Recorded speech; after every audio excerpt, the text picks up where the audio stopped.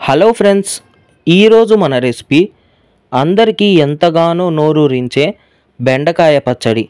చాలా సింపుల్గా అన్నం, సంగటి ఇలా ఎందులోకైనా అదిరిపోతుంది. So let's start. ముందుగా ప్యాన్లో 2 టేబుల్ స్పూన్ల నూనె పోసి హీట్ చేసుకొని 1/4 టీ స్పూన్ మెంతులు, 1/2 టీ స్పూన్ ఆవాలు, 1 టీ స్పూన్ ధనియాలు, 1 టీ స్పూన్ జీలకర్ర, 1 టేబుల్ స్పూన్ మినపప్పు, 10 ఎండుమిర్చి, 10 తెల్లగడ్డ పాయలు వేసి లో ఫ్లేమ్లో 2-3 నిమిషాలు వేపుకోవాలి. ఇలా వేపుకొని తీసి పక్కనుంచి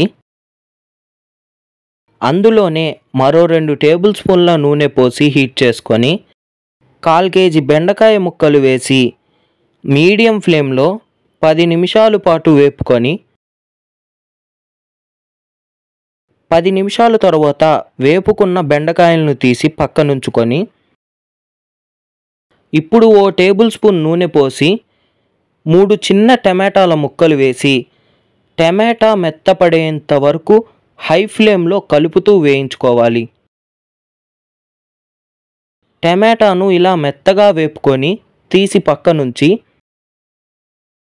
ఇప్పుడు మిక్సీ జార్లో వేయించుకున్న ఎండుమిర్చి దినుసులు వేసి కొద్దిగా చింతపండు, తగినంత ఉప్పు వేసి మెత్తని పౌడర్గా మిక్సీ పట్టుకొని అందులోనే వేయించుకున్న టమాటా, బెండకాయలను వేసి బరకగా మిక్సీ పట్టుకొని తీసి పక్కనుంచుకోవాలి.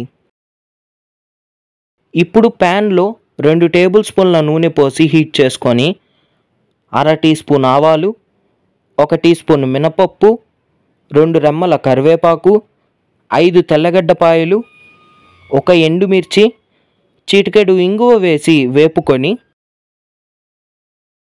ముందుగా మిక్సీ పట్టుకున్న బెండకాయ పచ్చడి వేసి ఓ నిమిషం పాటు వేపుకొని దింపేసుకుంటే ఎంతో సింపుల్గా రుచిగా ఉండే బెండకాయ పచ్చడి రెడీ.